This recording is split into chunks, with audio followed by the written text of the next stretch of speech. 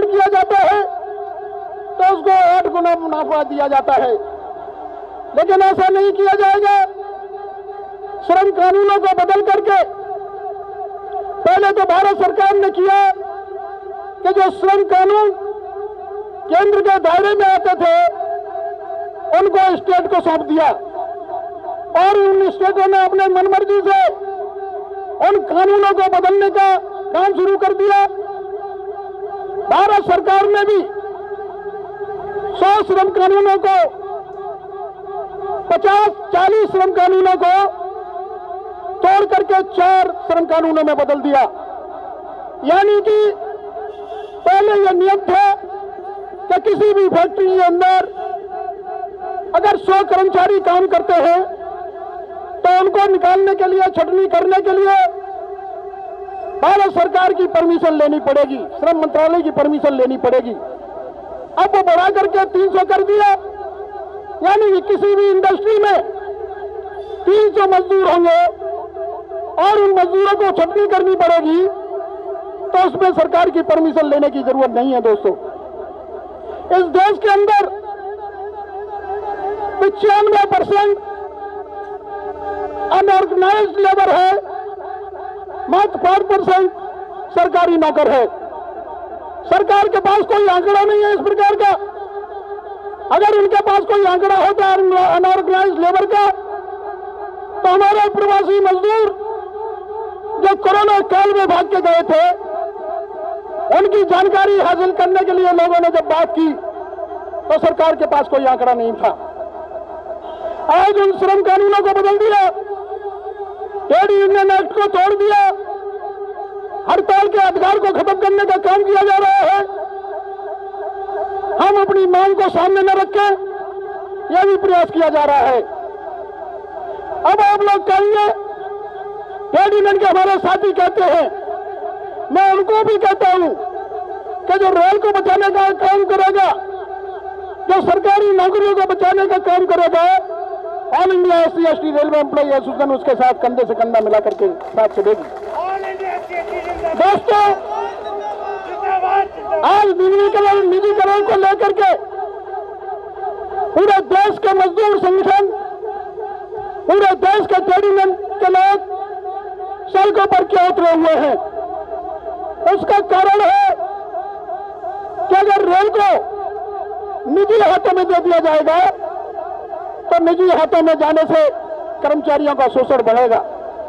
आपने देखा होगा कि रेल के अंदर जो सबसे निचले पायदान पर खड़े हुए कर्मचारी थे, जो सबसे निचले तबके के कर्मचारी, अनुसूचित जाति जनजाति में सफाई कर्मचारी, उस काम को ठेके पे दिया और ठेके पे देने के बाद में ठेकेदार ने उसका शोषण शुरू कर दिया। जो एग्रीमेंट तनख्वाह का हुआ था उससे कम वेतन पे हमारे सफाई कर्मचारी काम करते हैं। और इतना ही नहीं, उनको नई दिल्ली के लिए अगर नॉमिनेट किया गया है तो वही काम उनको पुरानी दिल्ली पे करना पड़ेगा, वही काम समय निकाल करके निजामुद्दीन पे भी करना पड़ेगा। यानी कि ठेकेदार पर जाने के बाद शोषण बढ़ गया। आपने देखा होगा कि कोरोना काल के अंदर हमारे देश के जो रेल कर्मचारी हैं, जो बहादुर गार्ड और ड्राइवर्स हैं, जो हमारे टेक्नीशियन हैं, उन्होंने अपनी जान जोखिम में डाल के, अपने परिवार की जान जोखिम में डाल के गुड्स ट्रेन चलाई, खाद्यान्न सामग्री को एक स्थान से दूसरे स्थान पर भेजा, जिससे कि हमारे देश के लोग भूखे न मरे। अगर आज उस काम को किसी ने किया है तो हमारे बहादुर रेल कर्मचारियों ने किया, सरकारी कर्मचारियों ने किया है। यही चीज अगर ठेकेदार के हाथ में होती तो दोस्तों IRCTC से चलाई हुई जो ट्रेन नई दिल्ली से लखनऊ जाती है, जो प्राइवेट के हाथ में दी गई है तेजस एक्सप्रेस, वो आज भी खड़ी हुई है, नहीं चल रही, कोरोना काल में चली नहीं। और इतना ही नहीं, उसमें जो कार्यरत कर्मचारी ठेकेदार ने लिए थे उन कर्मचारियों को तनख्वाह भी नहीं दी, वो आज दर दर भटक रहे हैं। और दोस्तों, जो ठेकेदार के मजदूर इंजीनियरिंग डिपार्टमेंट में काम करते थे, उनको भी ठेकेदार ने पूरी तनख्वाह नहीं दी। तो ये शोषण बढ़ेगा। भारत सरकार कहती है, रेल मंत्रालय कहता है कि हम तो सिर्फ 5% ट्रेन निजीकरण के हाथ में देना चाहते हैं। आपके यहाँ 13,000 ट्रेन चलती है, हम तो मात्र 91 रूट पर 151 ट्रेन चलाना चाहते हैं। उसमें बर्ड क्लास सुविधा देंगे, 160 घंटे की स्पीड से गाड़ी चलेगी, पैसेंजर को गंतव्य स्थान पर कम से कम समय में भेजेंगे। और उस गाड़ी को चलाने वाला हमारा गार्ड और ड्राइवर रहेगा। मैं इस मंच के माध्यम से पूछना चाहता हूं, बहुत सारी चर्चाएं मैं आपके बीच में करता, बहुत सारे लोग यहाँ इकट्ठे करता, लेकिन हमारे बीच में परिवार का सदस्य गया है, इसलिए आज हम दुखी हैं। मैं इस मंच के माध्यम से पूछना चाहता हूं दोस्तों, कि अगर ठेकेदार का आदमी 160 की स्पीड में गाड़ी चला सकता है, उसको चलाने वाला रेल का ड्राइवर होगा, तो रेल के द्वारा गाड़ी क्यों नहीं 160 की स्पीड से चल सकती? वही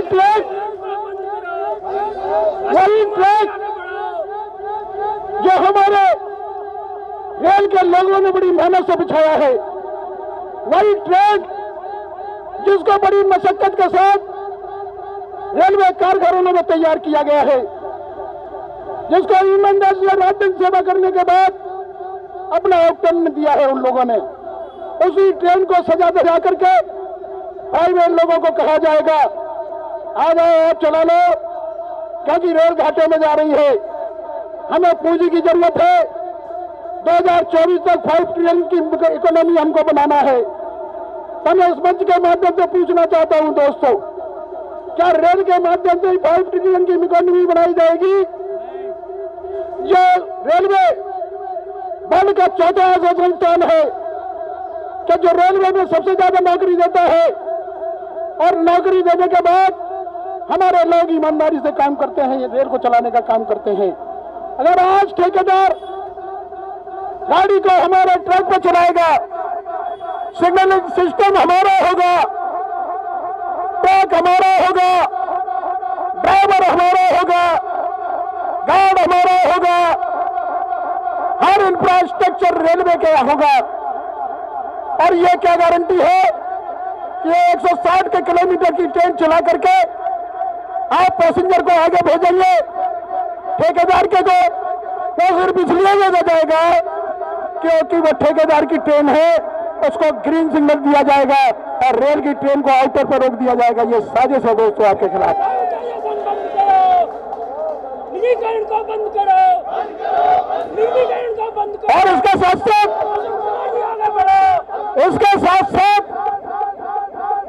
जिस बात के लिए हम लोग लड़ रहे हैं, जो हमारा मुद्दा, जो बाबा साहब डॉक्टर भीमराव अम्बेडकर और महात्मा गांधी के बीच में समझौता हुआ था, उस 2 वोट के करार को या तो 100% लागू करो, निजीकरण में आरक्षण दो, जुडिशरी में आरक्षण दो, आर्मी में आरक्षण दो, जमीनों में हमें अधिकार चाहिए। अगर हमारी नौकरियों को छीना जा रहा है, रेल की नौकरी खत्म होगी दोस्तों, तो अनुसूचित जाति जनजाति और ओबीसी का आरक्षण भी खत्म होगा। ये लड़ाई हम रेल कर्मचारी की नहीं है, ये पूरे देश के लोगों की है कि एक रेल के कर्मचारी के साथ साथ उसका 12 आदमियों का परिवार जुड़ा हुआ है। अगर हमारे लोग बेरोजगार होंगे तो इस देश के अंदर लाखों लोग बेरोजगार होंगे और बेरोजगारी फैल जाएगी इस देश के अंदर दोस्तों। तो ये हम होने नहीं देंगे। और आज हम उन अधिकारियों की भी लड़ाई लड़ रहे हैं, क्योंकि इन अधिकारियों की भी सेवाएं जो अलग अलग होती थी, कोई IRTS होता था, कोई IRPS होता था, कोई IRSE होता था, कोई IRAS होता था, उन सबको मिलाकर के कुछ चंद सेवाएं कर दी है। यानी कि ऐसा नहीं है कि ये गाज मात्र रेल के मजदूरों पे होगा, ये ऐसा नहीं है कि देश के आम कर्मचारियों पे होगा। ये गाज अगर गिरेगी तो अधिकारियों के ऊपर भी गिरेगी। आज रेल विभाग के अधिकारियों को भी जो डीआरएम ऑफिस में बैठे हुए हैं, मैं उनसे भी कहना चाहता हूं कि दोस्तों, हम अधिकारियों की भी लड़ाई लड़ रहे हैं कि अधिकारी भी हमारी ईमानदारी से हमारी बात को सुने।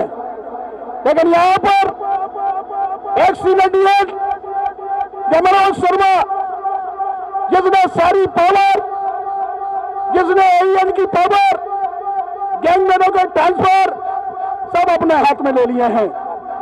यानी कि इन्होंने अपने आप को मान लिया कि माननीय प्रधानमंत्री मोदी जी अगर जाते हैं तो देश को चलाने वाला मनोज शर्मा होगा। ऐसा हम होने नहीं देंगे। हमारे पास बहुत सारी ऐसी अथॉरिटी है, हम अपनी शिकायत महाप्रबंधक से करेंगे।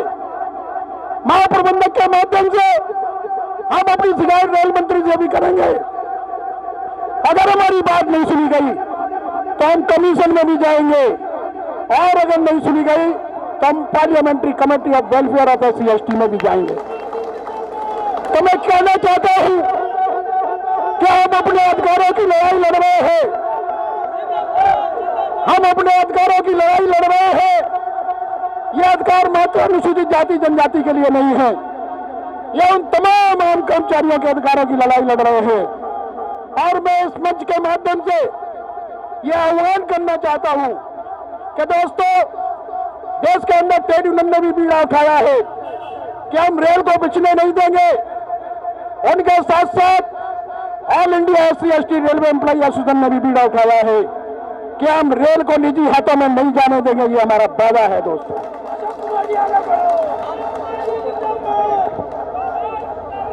मैं ये भी कहना चाहता हूं,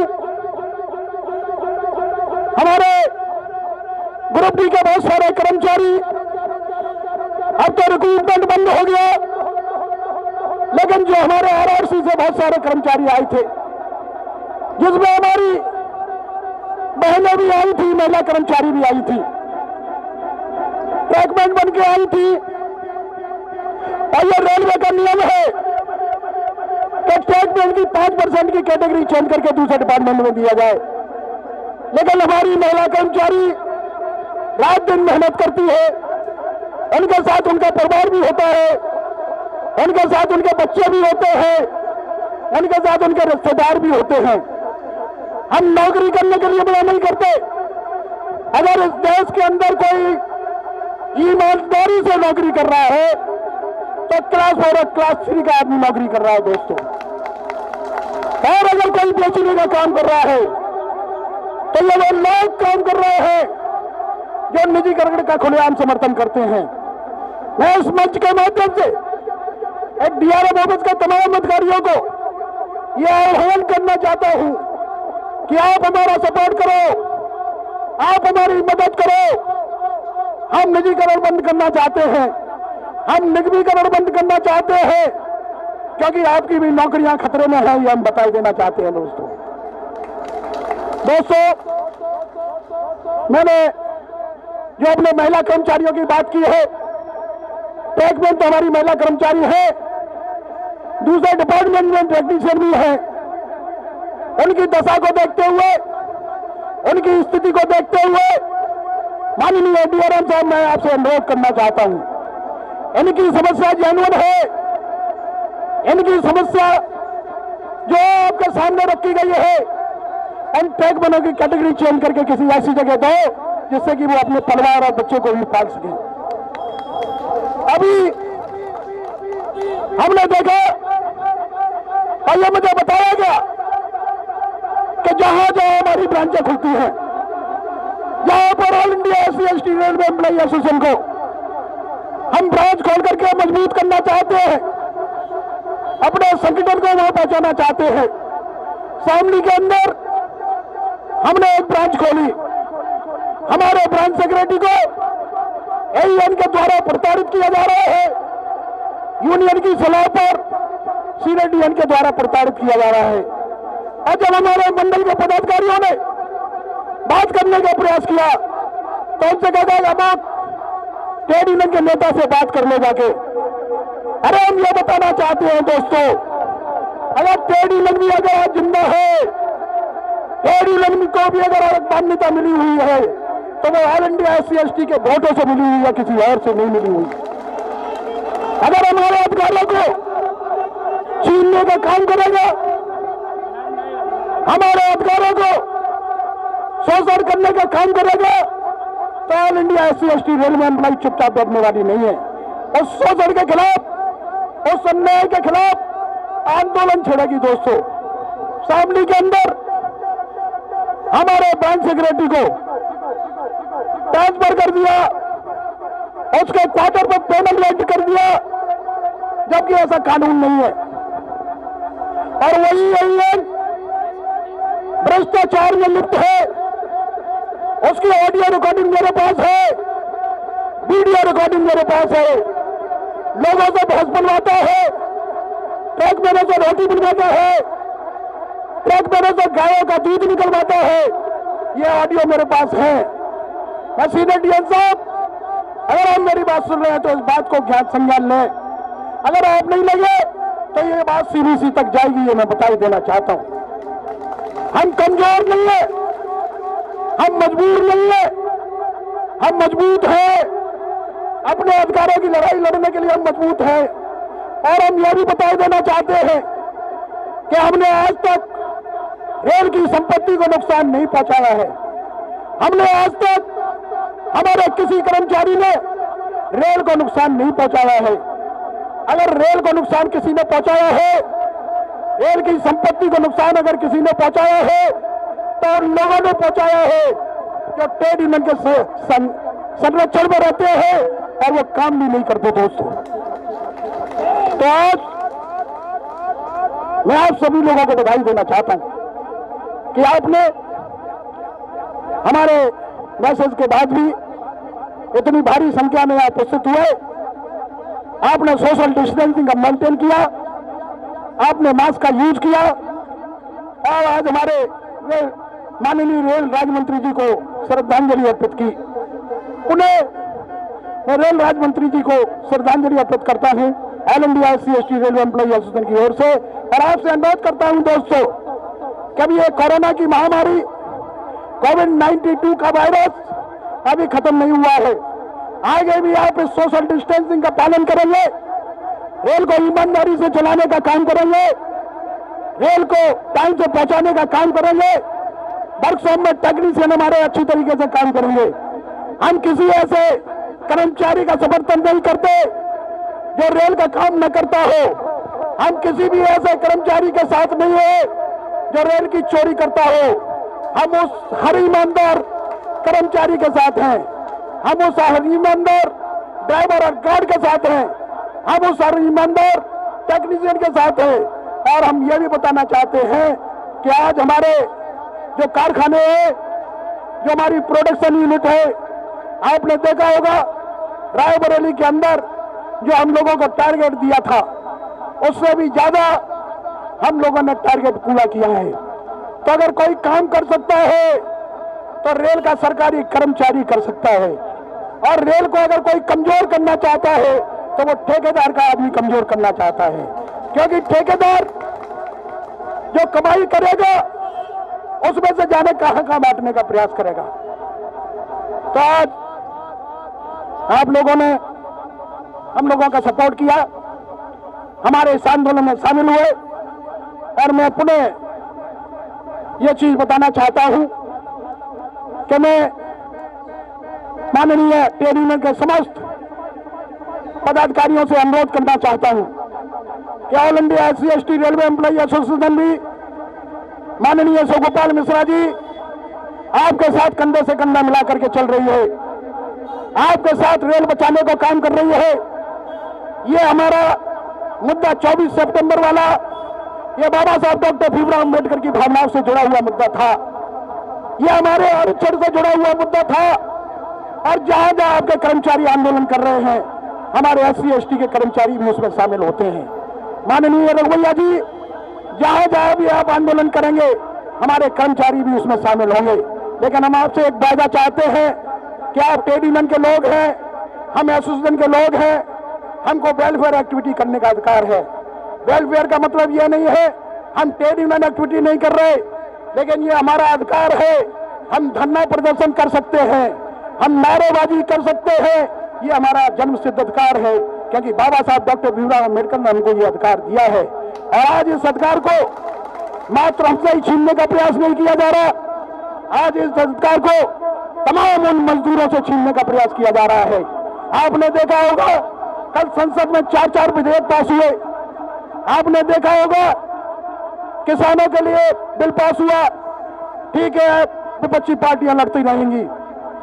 आपने देखा होगा श्रम कानून जो हमारे तमाम कर्मचारियों से जुड़े हुए हैं, उसमें इंडस्ट्रियल डिस्प्यूट एक्ट उसको बदल डाला, ट्रेड यूनियन एक्ट उसको बदल डाला, यानी कि जो मजदूरों के अधिकार थे उन सबको खत्म करने का प्रयास किया जा रहा है। दोस्तों तो बहुत बहुत धन्यवाद, बहुत बहुत शुक्रिया, खास करके हमारे आरपीएफ के जवान जिन लोगों ने हमारा सहयोग किया इस प्रदर्शन को करने में, और वो तमाम हमारे मीडिया कर्मचारी जिन लोगों ने हमारा सहयोग किया और हमारी बात को सरकार तक पहुंचाने का काम कर रहे हैं, वो तमाम साथी जो आज हमारे साथ इस ब्रॉड प्रदर्शन में श्रद्धांजलि सभा में शामिल हैं, मैं उन सबका आभार करता हूं और आपसे अनुरोध करता हूं पुनः कि इस बीमारी